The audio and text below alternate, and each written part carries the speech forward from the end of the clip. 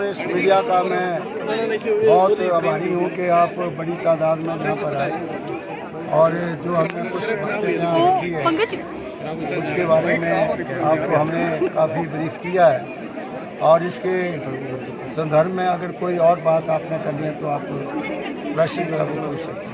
Sir, जिला स्तरीय programme में स्थानीय नेता आज फिर से नहीं है यहाँ पे मौजूद, क्या कहना चाहिए? वही मत करो यार। देखिए, ऐसा है कि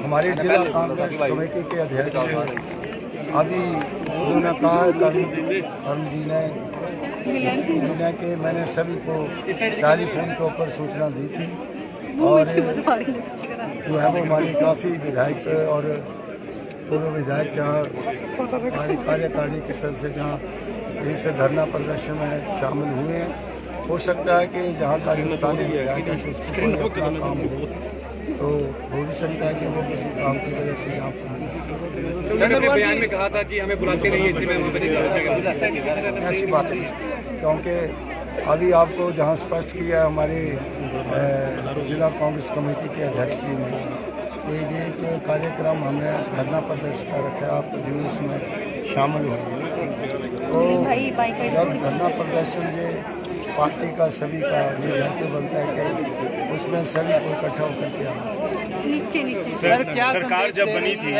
कांग्रेस क्या संदेश देना चाहती है? क्योंकि भारतीय जनता पार्टी कह रही है कि आप कोर्ट के फैसले को चैलेंज कर रहे हैं, ये तो कोर्ट का फैसला। ऐसी बात नहीं है, हमने अगर मान लो कि कोर्ट ने अपना फैसला दे दिया तो कोर्ट में उसमें ये प्रावधान भी था कि 30 दिन तक जो है उसको इंतज़ार करना चाहिए था और 30 दिन के बाद जो है वो अपना फैसला जो था उसके बाद कोई भी अगला स्टेप जो था उसके फैसले का इंतज़ार करना चाहिए था।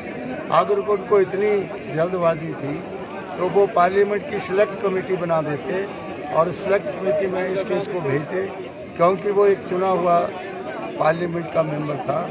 इतनी जल्दबाजी करने से कि उसको बड़ी जल्दबाजी से जो है वो वहाँ से उसको बर्खास्त कर दिया और एक ही दिन में सारी प्रक्रिया पूरी कर दी। और मैं आपको बस स्पष्ट करना चाहता हूँ कि जो हमारे सेक्रेटरी जनरल थे मेरे टाइम में, जो हमारी पार्लियामेंट के, तो उन्होंने लिखा है कि स्पीकर को किसी भी इलेक्टेड एमपी को एक्सपेल करने की या निकालने की जो है वो शक्ति प्रदान नहीं है। इसका केस जो है वो राष्ट्रपति को जाना चाहिए था और राष्ट्रपति इसका फैसला करते हैं, लेकिन एक बड़ी जल्दी से जो है वो सारी प्रक्रिया को शुरू करने पे उन्होंने कवायद किया है। जो कोई एक अच्छी जो है वो डेमोक्रेसी में एक अच्छी एग्जाम्पल। सर, जब वर्तमान सरकार बनी थी तो कई सारे वायदे किए गए थे, 10 गारंटियां दी गई थी।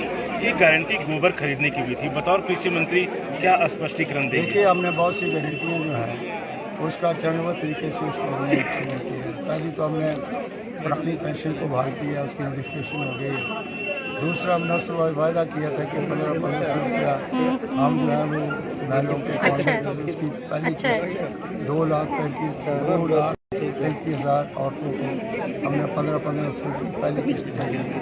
तीसरा हमने गारंटी दी थी कि हम जगह जगह के ऊपर जो है वो महिलाओं की कमेटियाँ, दूध कमेटियाँ बनाएंगे और उनसे जो है वो 80 रुपये और 100 रुपये किलो के हिसाब से, लीटर के हिसाब से दूध खरीदेंगे। और आपको पता होना चाहिए कि ये गोबर खरीदने का भी कार्यक्रम सरकार का है। अभी मैं एक अखबार में पढ़ रहा था कि नीदरलैंड से गोबर आ रहा है, नीदरलैंड से स्लरी बना करके गोबर जो है वो गुजरात में आ रहा है और उसको वहाँ पर धूप से जो है वो सुखाया जा रहा है और उसकी मैन्योरिंग बना करके बाजार में बेची जा रही है। उस गोबर में नाइट्रोजन जो है वो ज़्यादा है। हम चाहते हैं कि हमारे खेतों में इतनी ज़्यादा नाइट्रोजन जो हो ताकि फसल जो है वो बिल्कुल बर्बाद हो जाए।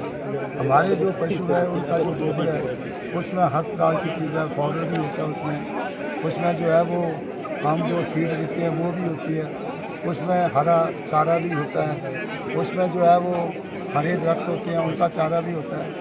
तो जो हमारे गाय भैंस का गोबर होता है उसका नाइट्रोजन की मिक़दार उतनी होती है जितनी खेती के लिए ज़रूरी है। इसके लिए बड़े पैमाने के ऊपर इस कार्यक्रम को हम शुरू करते हैं। दूध उत्पादन क्षेत्र में बेरोजगार आए, इसके लिए आप क्या उचित कदम उठा रहे हैं? देखिए, हमने पहले कह दिया कि हम पहले दूध कमेटियाँ जो हैं वो महिलाओं से शुरू करेंगे, क्योंकि हमारी सबसे ज़्यादा कृषि में काम धंधा करने वाली औरतें हैं, चाहे वो अनपढ़ ही है, तो हम उनको पहले जो है वो उनकी सोसाइटियों से इस कार्यक्रम को शुरू करेंगे।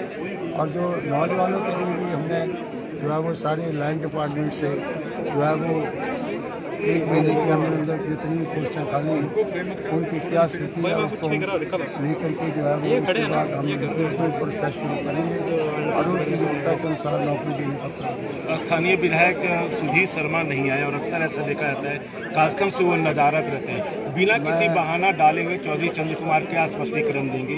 कार्यक्रम यहाँ था, न उनके कार्यकर्ता दिखाई दिए, न उनकी टीम के लोग दिखाई दिए, न स्वयं विधायक दिखाई दिए। उनके कार्यकर्ता तो आए, उनके ब्लॉक का प्रेसिडेंट भी आया हुआ है, लेकिन आप ये प्रश्न हमेशा मेरे से पूछते हो, वो आपका